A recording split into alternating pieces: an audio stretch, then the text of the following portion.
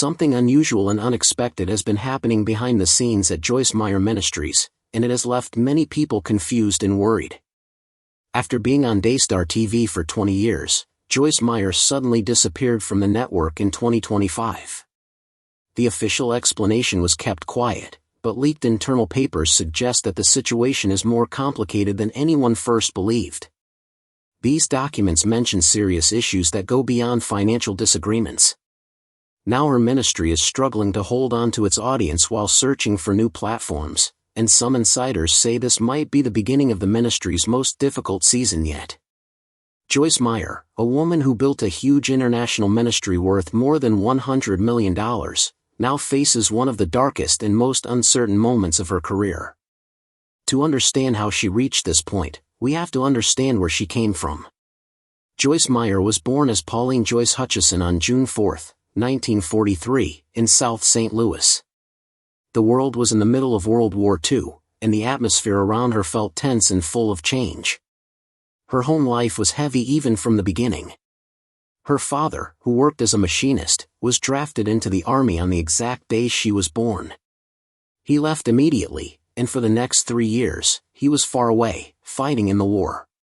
When he finally returned in June 1946, the man who walked back into the house was not the same man who had left. The war had changed him deeply. He came home with anger, emotional wounds, and a silence that made every room feel uncomfortable.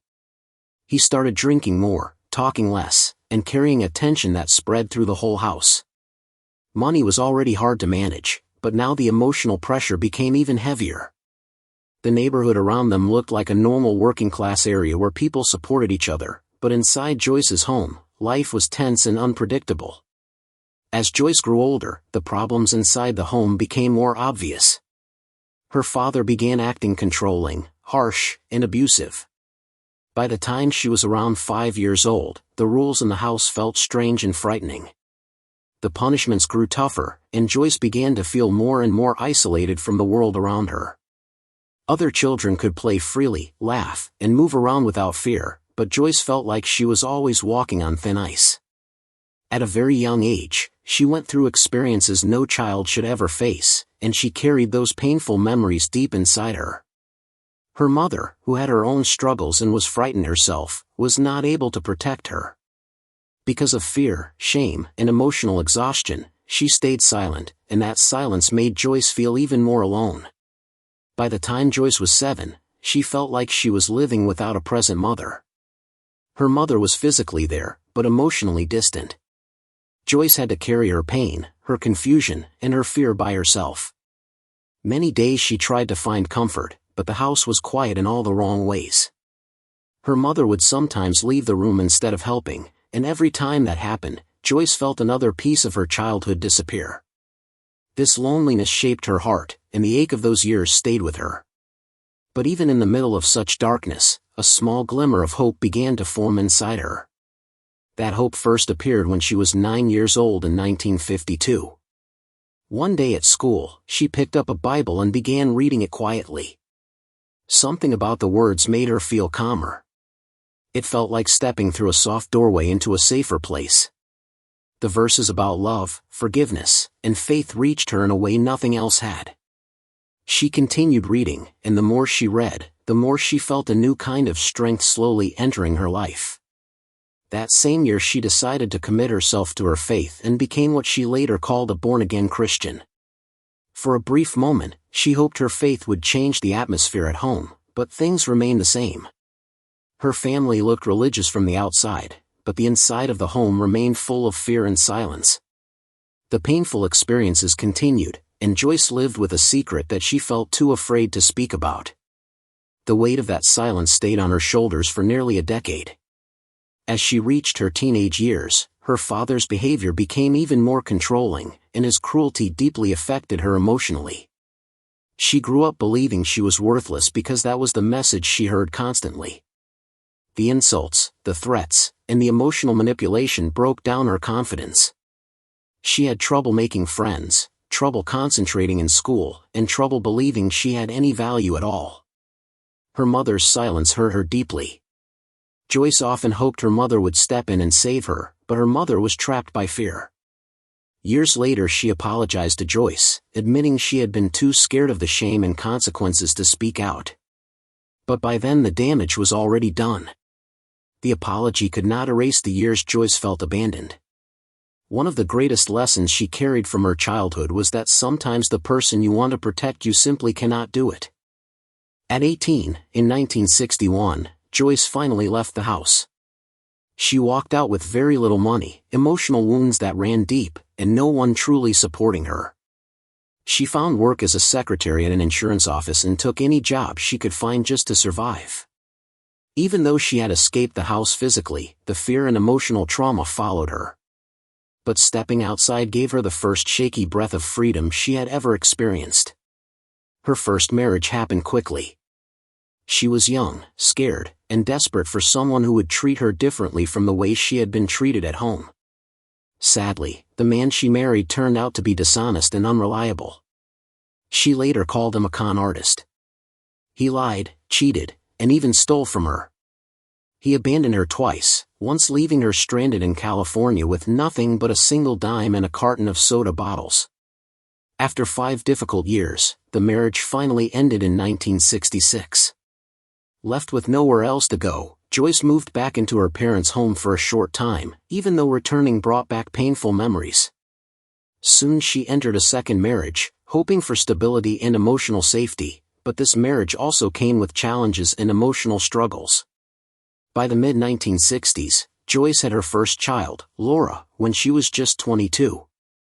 She lived in a small apartment, worked full-time as a bank teller, and struggled to make ends meet. Depression began to creep into her life. The trauma from her childhood combined with the pressures of being a young mother and wife made her feel overwhelmed. Counseling helped a little, but it did not fully reach the deep wounds she carried. Many days she felt lost in her own thoughts. She battled fear, anger, guilt, and sadness, often feeling like she was sinking. Even then, small pieces of hope began to return to her life through faith.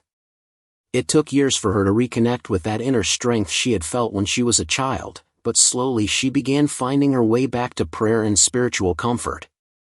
Those small steps became the early foundation for the ministry she would later build. When Joyce was 33 in 1976, something happened that changed her forever.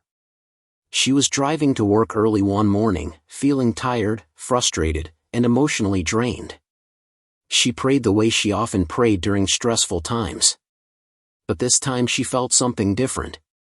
She later described hearing her name being called 3 times, clearly and personally. The moment filled her with a sense of presence she had never experienced before. It startled her, but it also gave her a feeling of peace and clarity. Even though she had been a Christian since she was 9, she had spent many years feeling spiritually empty and going through the motions. But this moment felt like a turning point. She said she went home that day feeling overwhelmed by a sense of God's presence, and that feeling stayed with her. It changed the way she prayed, the way she thought, and the direction she wanted her life to go. Not long after this, she began taking her faith more seriously. She started small gatherings, meeting with a few coworkers during their lunch breaks to read the Bible and talk about life. She asked her pastor for guidance, and he recommended a Thompson Chain Reference Bible. She opened it to the book of John and began teaching from there. What began with about 25 or 30 people slowly grew. People appreciated her honesty and the way she talked openly about real-life problems. She spoke about her own struggles, her healing process, and the lessons she was learning. Her honesty made people feel understood. Soon her small group became a weekly gathering, and people kept coming even through snow, rain, or bad weather. Eventually, the group grew so much that she added another Bible study on Thursday afternoons at a friend's house, and that meeting continued for 5 years. Her lessons were simple, practical, and connected to everyday life, which made people return week after week. By the early 1980s, Joyce and her husband joined Life Christian Center in Fenton, Missouri. It was a small and struggling church with only around 30 members. Joyce started a women's Bible study in her home and expected only a few women to show up, but her teaching soon attracted many more people than she ever imagined. That small beginning would one day grow into a worldwide ministry, but at the time Joyce had no idea how far her journey would eventually take her. Instead of just a few women showing up, 115 people attended Joyce Meyer's first Bible study meeting. It quickly grew, and within a short time, 500 people were coming every week.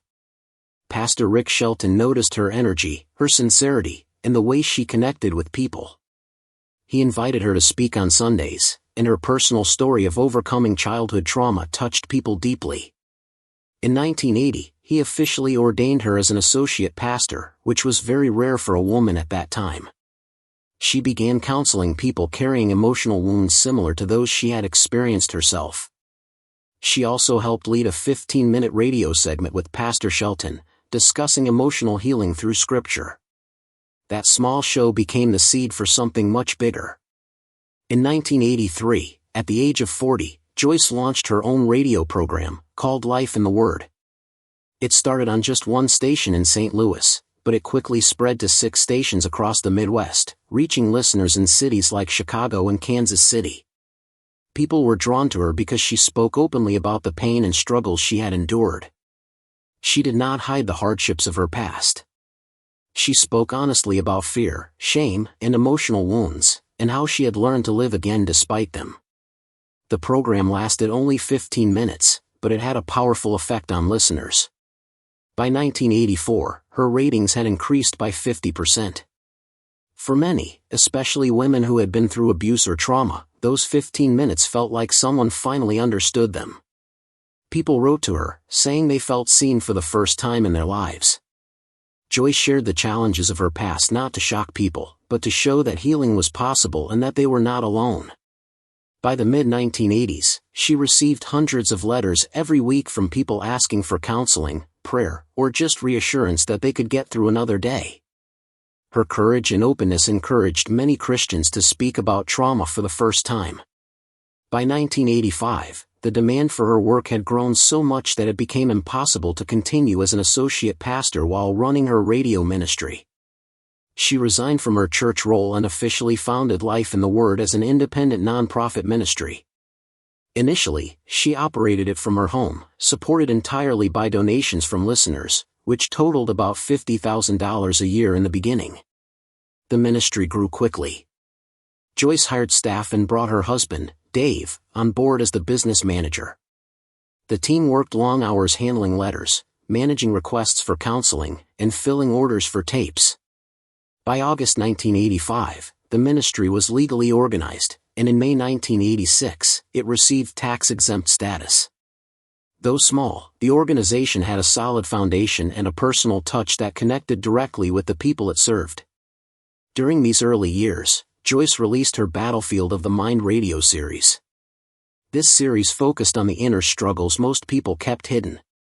She spoke about depression, fear, traumatic memories, and the difficult thoughts that haunted people at night. In 1986 alone, more than 10,000 cassette tapes of the series were sold. Listeners said the tapes helped them breathe easier, sleep better, and feel in control of their minds again. That series eventually became one of her best-selling books, but at the time it was simply her voice offering comfort to those who felt they were fighting alone. Her rise in the ministry world was far from quiet. By the mid-1980s, as Joyce's influence grew, some local religious leaders began criticizing her teachings about prosperity. They accused her of making faith seem like a path to money. Newspapers in St. Louis published stories questioning her message, suggesting it might mislead people, especially those already struggling financially. As her ministry expanded, criticism continued. Some accused her of promoting a name-it-and-claim-it approach to faith. The debates would follow her for decades, but Joyce remained committed to teaching because she believed her message helped people overcome fear and take control of their lives. In 1993, when she was 50, Joyce stepped into television. She launched her program Enjoying Everyday Life on WGN-TV and BT. The show began as a 30-minute local program, but within 2 years it reached about 1 million viewers each month. Her honest, direct style made people stop and listen. She spoke about her own past, sharing struggles that allowed viewers to feel that they were not alone. By 1997, her show aired in 20 countries via satellite. She sometimes reenacted real-life scenarios to help viewers understand trauma and its impact. Some stations even pulled her show temporarily because they felt the content was too intense for children. Joyce stood by her approach, believing that honesty and transparency brought healing. As her ministry continued to expand, in 1997, Joyce moved into a new $20 million headquarters in Fenton, Missouri. This was made possible by more than $100 million in donations over time. The new campus included a production studio that allowed her to create over 300 episodes of her show every year. It became the heart of her work, helping her message reach people across continents and in different languages. Joyce continued sharing openly about her personal life. She spoke about her 3 divorces and the struggles in her second marriage, including infidelity.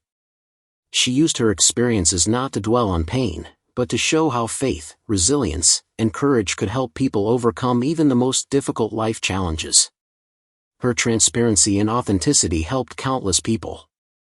She taught that personal hardships, emotional wounds, and even failed relationships did not define a person's value or potential. Joyce's journey showed that through faith, hard work, and emotional healing, it was possible to rebuild life and make a positive difference for others. Over the years, her ministry reached millions through radio, television, books, and live events. She created a platform where people could learn, share, and grow spiritually and emotionally, all while knowing they were not alone. Joyce Meyer's story is one of resilience. From a childhood full of fear and silence, she learned to find strength in faith and honesty. Through her work, she not only healed herself but became a voice for people who had no one else to turn to. Her ability to speak openly about struggles that many people kept secret was revolutionary, especially during a time when women were rarely given a platform in ministry. She inspired people to confront their fears, heal from emotional pain, and step into a life of courage, purpose, and hope. Even when critics questioned her methods or messages, she continued to focus on the people she served, letting their stories and transformations be the proof of her work. By the late 1990s, Joyce Meyer Ministries had grown into a global organization. The radio programs, books, and television shows had turned a small local Bible study into a worldwide ministry. Yet, despite all her success, Joyce never lost sight of her roots. She remained committed to teaching practical faith, emotional healing, and hope to those who had experienced suffering. Her life demonstrated that overcoming trauma and challenges was not only possible but could also be used to bring hope and healing to others. Her ministry became a beacon for people dealing with fear, depression, anxiety, and personal struggles. Joyce's message was always rooted in the idea that faith combined with honesty, self-awareness, and emotional healing could transform lives. People who felt unseen, unheard, or hopeless found guidance and comfort in her teachings. Letters poured in from every corner of the country and eventually from around the world. Listeners, viewers, and readers shared stories of transformation, recovery, and renewed hope. Joyce's openness about her own past gave them courage to face their own challenges. Even as her organization grew in size and influence, Joyce continued to emphasize personal connection. She encouraged small groups, counseling, and mentorship, reminding people that behind every large ministry is a heart dedicated to serving others.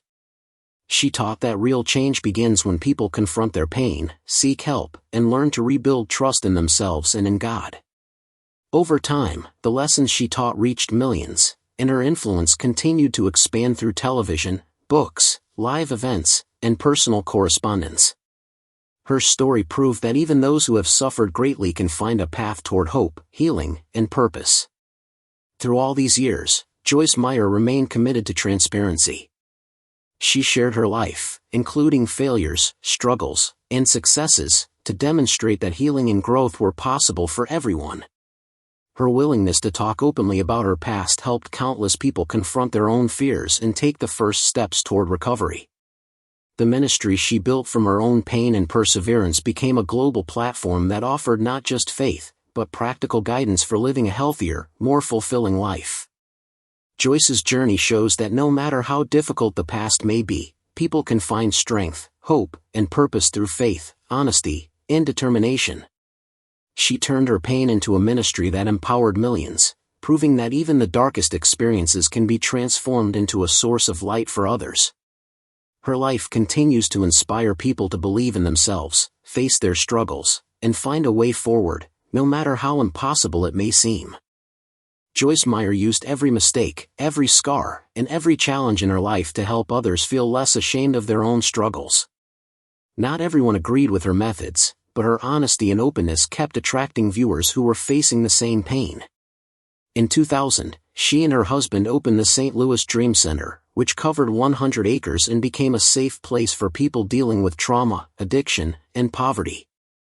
The center offered programs for addiction recovery, food support, after-school programs for children, and housing for men rebuilding their lives. Each year, the Dream Center helped more than 5,000 people. As the ministry grew, it came under more public scrutiny. By 2002, Joyce Meyer Ministries reported annual income of $110 million. Stories surfaced about a $10 million Learjet used for ministry travel and other expensive items. These reports sparked debates about prosperity teachings and financial transparency. Despite the criticism, Joyce continued to expand her outreach. Her journey as an author began in 1986 with Tell Them I Love Them, and once she started writing, she never stopped. By 2010, she had written more than 100 books, a milestone achieved by very few Christian authors. Her most famous book, Battlefield of the Mind, sold over 30 million copies worldwide and remained on Christian bestseller lists for nearly 10 years. In 2010 alone, she had 5 books simultaneously ranked on top charts. Publishers Weekly reported that Battlefield of the Mind had sold more than 2 million copies by 2011, and that number continued to grow. Her books became household names in Christian homes, shaping conversations about emotional healing and personal growth that had long been ignored. In 2011, Joyce published Beauty for Ashes, sharing difficult experiences from her past and explaining how fear and trauma had affected her life. She described how years of silence and threats had kept her from speaking out. The book was more than a personal story, it helped millions of readers understand trauma and healing in a clear, compassionate way. Survivors of abuse said it gave them strength, while churches began having honest conversations about trauma instead of avoiding it. Her ministry expanded beyond teaching and books. By 2010, Joyce Meyer Ministries reported assets of $110.5 million. After the Haiti earthquake that year, which killed more than 200,000 people, the organization distributed $5 million worth of food, water, and medical supplies to nearly 50,000 survivors. They also built hundreds of homes in Miracle Village to give families permanent shelter. These projects demonstrated the ministry's impact, but they also raised questions about financial accountability. In 2009, the ministry joined the Evangelical Council for Financial Accountability, which required strict audits and public transparency. Reports showed that more than 90% of ministry funds went to outreach and charitable work. Some controversies persisted, such as a widely publicized $23,000 marble commode, which became a symbol for critics questioning the ministry's spending. Over time, Joyce Meyer Ministries implemented reforms, adjusted salaries, and improved transparency. In 2012, the Women Arise Conference in St. Louis drew nearly 20,000 women. Joyce spoke openly about surviving abuse in her first marriage and shared how her second husband, Dave, helped her recover emotionally. The event encouraged honest discussion about abuse, with survivors sharing their stories and counselors providing real advice. Her ministry continued expanding its humanitarian work. In 2015, she partnered with International Justice Mission to fight human trafficking, helping rescue over 1,000 victims through raids, legal aid, and safe housing. Joyce often said her own past shaped her desire to protect others. Between 2015 and 2020, her ministry quietly funded 100 adoptions for children who had survived abuse, covering legal fees, counseling, and support for adoptive families. Many of these stories remained private, but each represented a new beginning for a child who had suffered. At the same time, Joyce faced criticism. In 2003, the St. Louis Post-Dispatch reported that she earned $900,000 a year and her husband $450,000, with donations funding multiple homes and expensive furnishings. Questions arose about how a ministry with over $100 million in annual donations could justify such spending. In 2007, Senator Chuck Grassley launched an investigation into Joyce and 5 other televangelists, focusing on private jets, foreign accounts, and luxurious expenses. Joyce Meyer Ministries spent about $100 million annually, but it was one of only 2 ministries that fully complied with the investigation. No illegal activity was found, though the scrutiny pushed the ministry to strengthen oversight and public transparency. Further controversies arose when audits revealed $500,000 had been spent on cosmetic procedures for staff in 2005, which critics questioned. Joyce's book royalties and earnings, while significant, were also scrutinized. By 2010, she earned about $30 million from book profits, although her salary had dropped to $250,000. Some considered this self-enrichment, while others saw it as fair compensation for her personal work. Despite fluctuations in donations and temporary cuts to some outreach programs, the ministry implemented reforms, publishing annual financial reports and establishing a board mostly independent from Joyce or her husband, improving accountability. In 2024, a new challenge emerged. Journalist Julie Roy reported that Joni Lamb, president of Dyer Television Network, had ignored reports of sexual abuse affecting her granddaughter between 2020 and 2021. Internal documents and family sources suggested warnings had been dismissed. Joyce had aired her program on Dyer for nearly 20 years. In January 2025, she paused her broadcasts there, citing the network's failure to respond to serious allegations. Her own experiences made this issue deeply personal, and many saw her decision as a strong moral stand. She waited for law enforcement to handle the situation before resuming public ministry. After leaving Dyer, Joyce shifted her program to TBN, Lifetime, and YouTube. These platforms allowed her to reach over 500,000 viewers daily. She lost about 10% of her former audience but gained new, younger viewers online. YouTube allowed her to host live Q&A sessions, daily devotionals, and interactive discussions. By late 2025, her programs were well established on TBN and Lifetime, while her online presence continued growing. The Dyer conflict revealed deeper issues in the network.